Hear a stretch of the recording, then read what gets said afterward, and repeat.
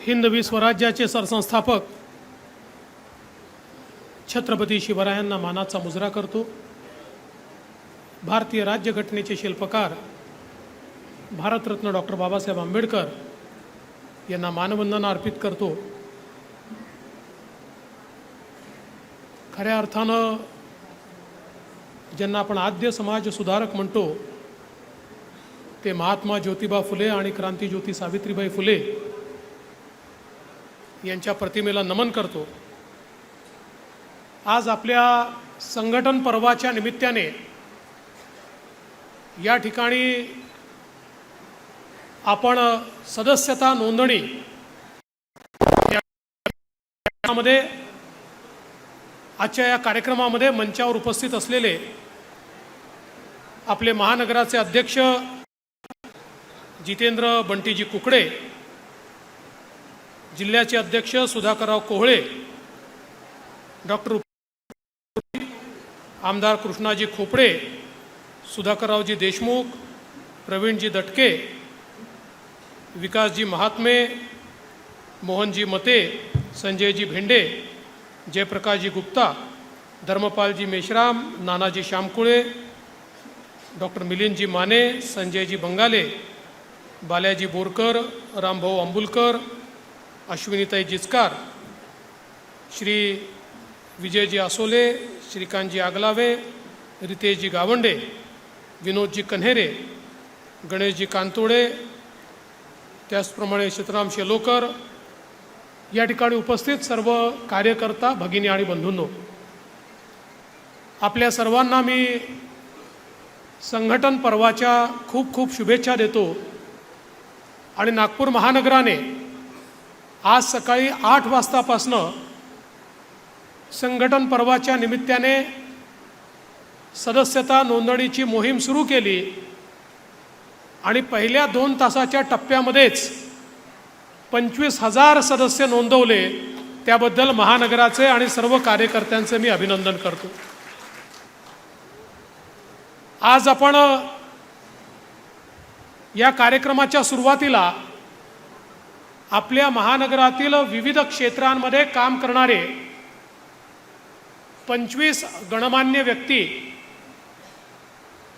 यांना सदस्य बनवून घेण्याकरता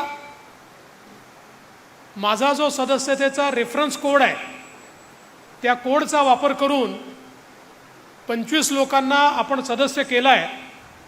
त्यामुळे जरी ज्यांचा आपण सत्कार केला त्यांच्या एवढे 250 सदस्य मी करू शकलो नसलो तरी 25 सदस्य मी देखील सुधाकरराव केले आहेत हे सांगताना मला अतिशय मनापासून आनंद होतो आहे। आणि 25 अशा व्यक्तींना मी सदस्य केलं आहे की जो एक एक व्यक्ती 25,000च्या बरोबर आहे। त्यामुळे माझी सदस्यता ही योग्य प्रकारे सुरू झालेली आहे हे देखील मी भारतीय जनता पक्षाचा एक कार्यकर्ता म्हणून माननीय अध्यक्ष महोदय आपल्यासमोर सांगू इच्छितो। भारतीय जनता पार्टी देशातली एक लोकतांत्रिक पार्टी आहे। आपल्याला माहिती आहे की या देशामध्ये 2300 पेक्षा जास्त रजिस्टर्ड पार्ट्या आहेत। त्याच्यामध्ये बोटावर मोजण्या इतक्या राष्ट्रीय पार्ट्या आहेत। पण आपण जर विचार केला तर साधारणपणे एक भारतीय जनता पार्टी आणि दुसरी भारतीय कम्युनिस्ट पार्टी या 2 पार्ट्या सोडल्या तर सगळ्या पार्ट्या या कुठल्या तरी परिवाराच्या मालकीच्या पार्ट्या आहेत। आपण सगळ्या पार्ट्यांचा इतिहास बघा,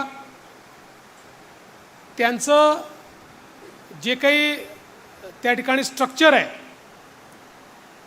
त्यांचं जे संघटन आहे, त्याची जी रचना आहे, त्याची जी निवडीची पद्धत आहे, ही जर आपण बघितली तर जवळपास या 2300 पार्ट्या या सगळ्या खाजगी मालकीच्या पार्ट्या आहेत। पण राष्ट्रीय पार्टी म्हणून, कारण कम्युनिस्ट पार्टी आता राष्ट्रीय पार्टी राहिली नाही, राष्ट्रीय पार्टी म्हणून देशामध्ये एकमेव भारतीय जनता पार्टी आहे जिची मालकी जनतेची आणि कार्यकर्त्यांची आहे। कुठलाही नेता या पक्षाचा मालक नाही. भारतीय जनता पक्षाचं संविधान आहे. या संविधानाप्रमाणे प्राथमिक सदस्य आपण तयार करतो. या प्राथमिक सदस्यातून आपली प्राथमिक इकाई तयार होते, तालुक्याची मंडलाची इकाई तयार होते, त्यातनं जिल्ह्याची इकाई तयार होते, मग राज्याची इकाई तयार होते आणि सगळे राज्य मिळून राष्ट्रीय अध्यक्ष नेमतात किंवा निवडतात आणि त्या निवडणुकीनंतर राष्ट्रीय कार्यकारिणी आपली तयार होते. त्यामुळे खालपासनं वरपर्यंत पूर्णपणे लोकतांत्रिक पद्धतीनं चालणारा पक्ष हा भारतीय जनता पक्ष आहे. आणि म्हणूनच याच पक्षामध्ये संभव आहे की चहा विकणारा पोऱ्या हा एका राज्याचा मुख्यमंत्री होतो आणि मग देशाचा प्रधानमंत्री देखील होतात आणि देशाच्या इतिहासातले सर्वाधिक लोकप्रिय अशा प्रकारचे प्रधानमंत्री नरेंद्र मोदीजी न राजकारणात कोणी पुढे आहे ना मागे आहे, कोणाचा वरदहस्त नाही, कोणी गॉडफादर नाही, तरी देखील इतक्या सर्वोच्च पदांपर्यंत ते पोचू शकतात. किंवा इथे बसलेले आपण सगळेच अशी आहोत की ज्यांनी खालपासनं काम केलेलं आहे. माझ्यासारख्या कार्यकर्त्यांनी बूथपासनं वॉर्डाचा अध्यक्ष म्हणून या ठिकाणी काम करत करत आज मी देखील मुख्यमंत्र्याच्या पदावर आपल्या सगळ्यांच्या आशीर्वादाने 3 वेळा पोचलो. हे केवळ भारतीय जनता पार्टीत संभव आहे, कारण ही कार्यकर्त्यांची आणि नागरिकांची पार्टी आहे.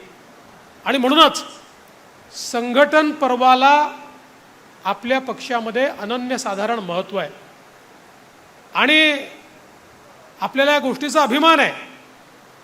2014 साली ज्यावेळी माननीय अमितभाई शहा भारतीय जनता पक्षाचे अध्यक्ष झाले त्यावेळी अमितभाईंनी एक टार्गेट ठेवलं. टार्गेट हे होतं की भारतीय जनता पक्षाला भारतातला सर्वात मोठा पक्ष बनवणं टार्गेट नव्हतं. भारतीय जनता पक्षाला जगातला सगळ्यात मोठा पक्ष बनवण्याचं टार्गेट होतं, कारण तोपर्यंत जगातला सगळ्यात मोठा पक्ष हा चीनचा कम्युनिस्ट पक्ष होता, ज्याचे 8 कोटी सदस्य होते. 8 कोटी. आणि भारतीय जनता पक्षाने संघटन पर्व सुरू केलं आणि कार्यकर्त्यांनी इतक्या चांगल्या प्रकारे सदस्यता मोहीम राबवली. आपण 11 कोटी सदस्य या देशामध्ये तयार केले आणि जगातला सगळ्यात मोठा पक्ष आपण झालो. आणि हे 11 कोटी सदस्य केले म्हणजे कागदावरचे सदस्य नाही आहेत किंवा काहीतरी आकडा सांगायचा म्हणून नाही आहे. आपण जी सदस्यता करतो तिचं व्हेरिफिकेशन होतं आणि त्याचं सबमिशन इलेक्शन कमिशनकडे आपण करतो. त्याच्यामुळे काहीतरी मी आकडा सांगून दिला म्हणजे 25,000 झाले, मी 1 लाख सांगायचा, बंटीने 3 लाख सांगायचा, असा आकडा चालत नाही. हा व्हेरीफाईड आकडा आहे. 11 कोटी व्हेरीफाईड अशा प्रकारचे आपण कार्यकर्ते सदस्य नोंदवले आणि त्यातनं जगातली सगळ्यात मोठी पार्टी म्हणून भारतीय जनता पार्टी नावारूपाला आली. आज आपल्याला तो रेकॉर्ड तोडायचा आहे. महाराष्ट्रामधला आपला आजपर्यंतचा रेकॉर्ड 1 कोटी सदस्यांचा. 1 कोटी. यावेळेचं आपलं टार्गेट 1 घेतलंय. 1.5 कोटी नागरिकांना सदस्य बनवायचं हे आपले अध्यक्ष चंद्रशेखर बावनकुळे यांनी देशाच्या भारतीय जनता पक्षाच्या बैठकीमध्ये माननीय मोदीजी, माननीय नड्डाजी आपल्या महाराष्ट्राचा आकडा सांगितलाय की आम्ही 1.5 कोटी सदस्य त्या ठिकाणी तयार करू. आणि खरं तर आपण बघितलं तर आता सदस्यता करणं सोपं झालं आहे, पण अकाउंटेबिलिटी वाढली आहे. पूर्वीच्या काळामध्ये मला आठवतं आपण रसीद बुकं घेऊन निघायचे आणि रसीद फाडायची, पैसे जमा करायचे, हिशोब चुकायचे, रसीद बुकं हरवायचे. मग अनेक लोकांच्या घरी अध्यक्ष 1-1 वर्ष चक्रा मारा, अरे रसीद बुक दे, रसीद बुक दे, रसीद बुक दे. तो काही द्यायचा नाही, मग त्या अध्यक्षाला शिव्या पडायच्या. आता सगळं सोपं झालं आहे. देश डिजिटल झाला आहे, आपली सदस्यता डिजिटल झालेली आहे. आता आपण एक मिस कॉल दिला की आपल्याला डिजिटली छोटा फॉर्म येतो. तो फॉर्म भरला की तो फॉर्म भरल्याबरोबर आपण ऑनलाईन सदस्य होतो. पण याचे 2 फायदे आहेत. आता बोगस सदस्य कोणाला बनवताच येत नाही. जो सदस्य बनला त्याचा अकाउंट आणि अकाउंटेबिलिटी ही आपल्या सेंट्रल सर्व्हरला नोंदवली जाते. त्यामुळे आता कोणी चुकीचा आकडा देऊ शकत नाही. आणि प्रत्येक सदस्याशी संपर्क सूत्र ठेवण्याकरता त्यांचा मोबाईल नंबर आपल्याकडे आहे. त्यामुळे पक्षाची महत्त्वाची घटना, महत्त्वाची माहिती, देशातले महत्त्वाचे कार्यक्रम, सरकारच्या विशेष मोहिमा, या सगळ्या गोष्टी त्यांच्यापर्यंत आपल्याला पोचवता येतात. आणि म्हणून ही सदस्यता मोहीम आपल्या पक्षाकरता अत्यंत महत्त्वाचं अशा प्रकारचं संघटन पर्व आहे. आज आपण पाहू शकतो की महाराष्ट्रामध्ये ज्या प्रकारे भारतीय जनता पक्षाचा विस्तार झाला, महाराष्ट्राच्या गेल्या 30-35 वर्षाच्या इतिहासामध्ये सातत्याने 3 निवडणुका 100पेक्षा जास्त विधानसभेच्या जागा जिंकणारा पक्ष एकमेव तुमचा आणि माझा भारतीय जनता पक्ष आहे. हे नजीकच्या इतिहासात महाराष्ट्रातल्या कुठल्याही नेत्यांना आणि पक्षांना करता आलं नाही. ते मोदीजींच्या नेतृत्वामध्ये महाराष्ट्रात भारतीय जनता पक्षाने करून दाखवलं.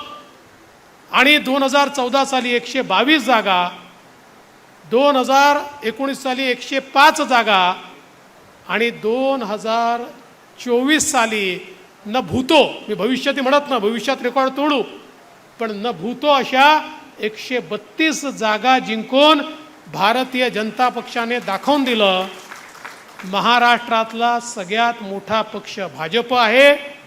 आणि महाराष्ट्राच्या जनाजनाच्या मनामनातला पक्ष देखील भाजपच आहे, हे भारतीय जनता पक्षाने दाखवून दिलं.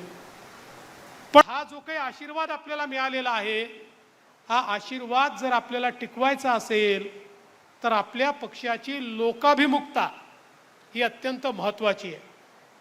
पक्षाची लोकाभिमुखता, संघटनेची लोकाभिमुखता आणि लोकप्रतिनिधींची लोकाभिमुखता, या तिन्ही लोकाभिमुखतेच्या आधारावर आपण आपलं यश टिकवू शकू. आणि म्हणून या 3 गोष्टी वेगळ्या नाही आहेत. या 3 गोष्टींचं एकमेकांशी संबंध आहे. कारण शेवटी सत्ता आपल्याला मिळाली ती संघटनेमुळे आणि जनतेमुळे. कारण संघटनेने जनतेच्या आणि सरकारच्या मधला दुवा म्हणून त्या ठिकाणी काम केलं, कार्यकर्त्यांनी ते काम केलं. आणि म्हणून जनतेने आपल्यावर विश्वास ठेवला आणि आपल्याला त्या ठिकाणी निवडून दिलं. या निवडणुकीनंतर कार्यकर्त्यांची आणि संघटनेची जबाबदारी वाढली आहे, ती कमी झालेली नाही. कारण आता जनतेच्या अपेक्षा देखील जास्त आहेत. त्या अपेक्षा पूर्ण करण्याकरता एका सेतूचं काम हे संघटनेला आणि कार्यकर्त्यांना करावं लागणार आहे. आणि म्हणून एकीकडे संपर्क आणि दुसरीकडे संवाद, या 2 गोष्टी अत्यंत महत्त्वाच्या आहे. संपर्काचा कार्यक्रम आपण सुरू केलेला आहे. आपले हे सगळे सदस्य या संपर्काच्या माध्यमातून आपण तयार करू आणि मग त्यांचाच उपयोग करून आपण अशा प्रकारे आपला संवाद स्थापित करू की भारतीय जनता पक्षाला सातत्याने यश मिळेल आणि सामान्य माणसाच्या आशा, आकांक्षा आणि अपेक्षा हे आपण निश्चितपणे पूर्ण करू शकू. आणि म्हणून आज मी भारतीय जनता पार्टी नागपूर महानगराचं अभिनंदन करतो. आपण चांगली सुरुवात केली आहे. आज 1 लाखाचं टार्गेट आपण ठेवलं आहे. रात्री पूर्ण झालं तर मला फोन करा, आणि नाही झालं तर का नाही झालं हे म्हणूनही मला फोन करा. पण मला विश्वास आहे की तुम्ही जर ठरवलेलं आहे तर 1 लाखाचं टार्गेट आपण पूर्ण करू शकू. पण महानगराचं एकूण टार्गेट किती आहे? एका प्रत्येक विधानसभेतून 1 लाख आणि नागपूर महानगर म्हणून 1 लाख असे 7 लाख. नागपूर महानगराने 7 लाखाचं टार्गेट ठेवलं आहे. चांगलं टार्गेट आहे, पण याला मेहनत करावी लागेल. हे शक्य आहे का? 100% शक्य आहे. पण बिना मेहनतीने हे शक्य नाही आहे. नाहीतर बंटीजी माझ्यासमोर 7 लाख सांगतील आणि नंतर 2च लाख झाले बंटीजी तर चालणार नाही. तुम्ही वाटल्यास 7 लाखाच्या ऐवजी 6,99,000 सांगा, पण जेवढे सांगाल तेवढे पूर्ण करा.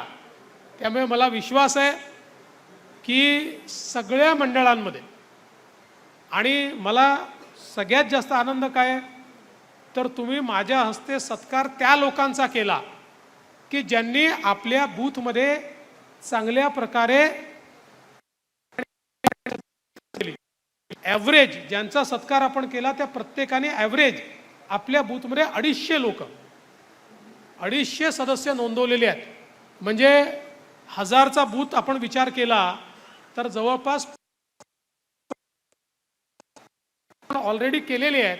ही अतिशय चांगली अशा प्रकारची अचीवमेंट आहे, आणि म्हणून मी त्या सगळ्यांचं अतिशय मनापासून अभिनंदन करतो. आणि 20 तारखेनंतर जो कार्यक्रम होईल त्या दिवशी मी थकून गेलो पाहिजे, इतक्या लोकांचा सत्कार करण्याची संधी ही मला मिळाली पाहिजे की शेवटी मी बंटीला म्हटलं पाहिजे की बाबा आता पुरे कर, यापेक्षा जास्त सत्कार मी करू शकत नाही. अशा प्रकारचं काम हे महानगरातल्या पदाधिकाऱ्यांनी, कार्यकर्त्यांनी करावं, आणि माझ्यासहित आमदारांनी त्याच्यामध्ये विशेष लक्ष घालावं. अशा प्रकारची माझ्यासहित सगळ्या आमदारांना विनंती करतो. मला स्वतःला आदेश देतो, बाकीच्यांना विनंती करतो आणि माझं बोलणं संपवतो. धन्यवाद. जय हिंद, जय महाराष्ट्र. एबीपी माझा, उघडा डोळे बघा नीट.